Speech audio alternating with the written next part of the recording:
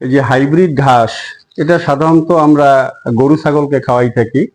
কিন্তু আমি কিন্তু আমার এই হাইব্রিড ঘাস আমি কিন্তু আমার দেশি মুরগিকেও খাওয়াই। তো আমি শুধু মাছ চাষ করি না, এর পাশাপাশি আমার দেশি মুরগি, ছাগল, তারপরে কিছু ন্যাচারাল সবজি, সবকিছুই আমি করে থাকি। অর্থাৎ কাজের মধ্যে থাকতেই আমার ভীষণ ভালো লাগে।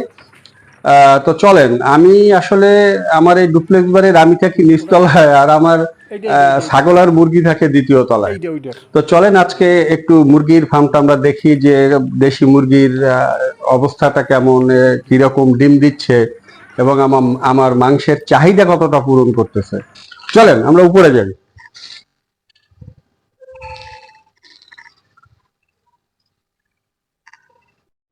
আমার এই ছাদে এখানে কিন্তু একটা দেশি লাউ গাছও আছে, লাউ শাক, দেশি লাউ। তারপরে আমার এই যে ড্রামটা, এটাতে অ্যাকচুয়ালি আমি টমেটো লাগাবো। এই যে দেশি টমেটো এখানে আমি লাগাবো নিজের ঘরের চাহিদা পূরণ করার জন্য। এটা হলো পেঁপে, শখের পেঁপে গাছ। আর এটা হলো সিম গাছ। এই যে সিম গাছটা এই অল্প কয়েকদিনই অনেকটা বড় হয়ে গেছে, এবং এটা হলো একটা আগাম সিমের জাত। ঝাঁকা দেওয়ার জন্য এই যে আমি নেট এখানে করে রাখছি, এই নেটটা দিয়ে এখানে হালকা একটা ঝাঁকা দেবো, যাতে এখান থেকে আমি সিমটা সংগ্রহ করতে পারি। চলেন আমার ছাগলের ফার্মের ভিতর দিয়ে আমার মুরগির ফার্মে যাই।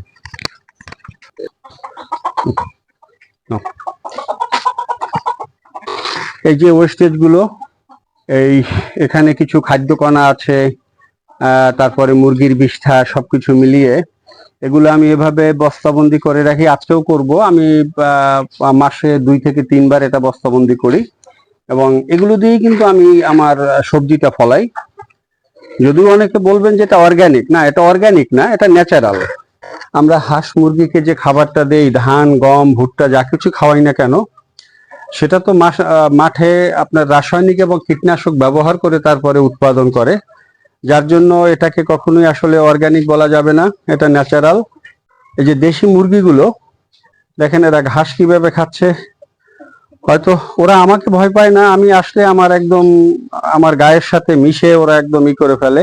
কিন্তু আজকে এই যে আমার ভাইয়ের ছেলে নতুন আসছে, এই জন্য ওকে দেখে একটু ভয় পাচ্ছে, নতুবা 10 মিনিটের ভিতরে এই ঘাসগুলো ওরা একদম সব শেষ করে ফেলবে, সব একদম। এই ঘাসের শুধু পাতা না, এই যে আঁশটা পর্যন্ত রয়েছে, এই যে মোটা শ্বাসটা, এই ডাটাটা পর্যন্ত ওরা খেয়ে ফেলে, এর কিছুই রাখে না।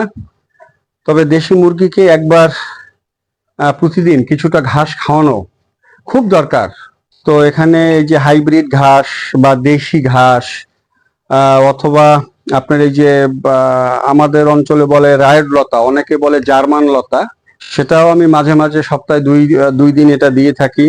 তারপরে এই যে রাস্তার ধারে যে লম্বা লম্বা ঘাসগুলো হয়, ঘাসটাও সপ্তাহে আমি 1 দিন দিয়ে থাকি, আর বাকি সময়টা আমি হাইব্রিড ঘাসটা দেই। সাথে সকালবেলা দানাদার খাদ্য, দুপুরবেলা হলো এই ঘাস। আগে বিকেলে খাবারটা দিতাম, এখন আর দেই না, কারণ ওরা আসলে একটা বন্দি জায়গার ভিতর থাকে, তো বেশি তো চলাফেরা করার ঘোরাফেরা করার সুযোগ পায় না। যার জন্য হয় কি, যে কিছুদিন আগে আমার একটা মুরগি অন্য একটা লোকরে নিয়ে আমি ধরার জন্য আসছিলাম খাবো বলে, তো দৌড় ছুটোছুটি করে একটা মুরগি স্ট্রোক করে ফেলছে। তো দেখলাম যে শরীরে অনেক চর্বি জমছে। এজন্য গত 15 দিন ধরে শুধুমাত্র আমি ওদেরকে একবেলা ধান এবং একবেলা ঘাস, এটাই আমি দেই, অন্য কোনো খাদ্য এখন আর দিচ্ছি না, কারণ ওদের চর্বিটা কমানোর জন্য। এবং ওদের যে পানির সাথে আমি কিছুটা পরিমাণে লেবু, সপ্তাহে 3 থেকে 4 দিন আমি এই লেবুটা ওদের এই পানির সাথে মিক্স করে দেই। এই যে ডিম পাড়ার জন্য বসছে, ওঠো তোমরা, ওঠো ওঠো ওঠো ওঠো যাও, কয়টা পেলাম? ও, এই আজকে 4টা ডিম পেলাম, কোনোদিন 5টা, কোনোদিন 3টা। এই ডিমটা সংগ্রহ করলাম। দেখেন, এই দেশি মুরগি পালনের একটা কিন্তু বিশাল একটা সুবিধা আছে। আমি প্রতিদিন ডিম পাচ্ছি, যখন মন চাচ্ছে তখন আমি দেশি মুরগি খাচ্ছি। একদিকে মুরগি জবাই করে খাই, আবার অন্যদিকে নতুন মুরগি কিনে একটু কয়েকদিন কোয়ারেন্টাইন করে তারপরে এই মুরগির সাথে সেটা আমি ছেড়ে দেই, একটু 5-7 দিন আলাদা করে রাখি, জাস্ট অবজার্ভ করার জন্য যে কোনো সমস্যা আছে কিনা। যদিও বাজার থেকে কেনার সময় বা কোনো বাড়ি থেকে যখন কিনি যথেষ্ট দেখে বুঝে তারপরে কিনি। ডিম পাচ্ছি, দেশি খাঁটি মাংস পাচ্ছি, সাথে যখন মন চাচ্ছে, যখন আমার ছেলে মেয়েরা আসে বা নাতিরা আসে, তখন মুরগির সাথে একটা ছাগল জবাই করে ওদেরকে দিচ্ছি। এবং আমার নিজের ক্ষেতের যে সবজি, আমার আরো একটা সবজি ক্ষেত আছে যেটা আমি এই ন্যাচারাল ভাবেই নিজে উৎপাদন করি। এবং এইবার আমার এই যে মাছের ঘের, তার পাশেও আমি সিম, পেঁপে এই জাতীয় সবজির চাষ করেছি। মানে সবকিছু ন্যাচারালি কিন্তু আমি খেতে পাচ্ছি। এটা কিন্তু আমার হেলথের জন্য যথেষ্ট পরিমাণ ভালো। এবং আমার ঘরের সামনে একটা 12 মাসি পুঁইশাক গাছ আছে, এটায় 12 মাসই পুঁইশাক হয়। এবং এই জৈব উপাদান দিয়ে আমি পুঁইশাক উৎপাদন করি। যে আপনি চাইলে এই 2-4টা ছাগল পালন করতে পারেন, নিজের কিছু ব্যবসাও হলো এবং মাংসের চাহিদাটা মিটলো।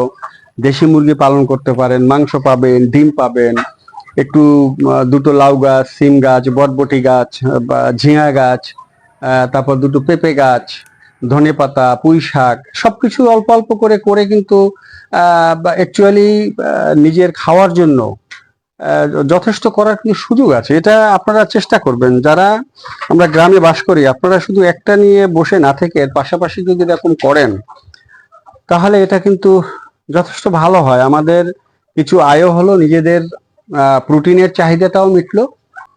এভাবেই আসলে চাইলে একটা মানুষ কিন্তু স্বাবলম্বী হতে পারে। খুবই কম খরচে কিন্তু আসলে গ্রামে জীবনযাপন করা যায়। তো যাই হোক, এই ছিল আজকে আমার এই ছোট্ট মুরগির ফার্মের একটা ছোট্ট তথ্য। আশা করি আজকের এই তথ্যটা আপনাদের ভালো লাগবে। আপনাদের সাথে আরেকদিন আমি আমার এই যে ফার্মের ছাগলের অবস্থাটা নিয়ে আপনাদেরকে জানাবো। তো সবাই ভালো থাকবেন। আসসালামু আলাইকুম।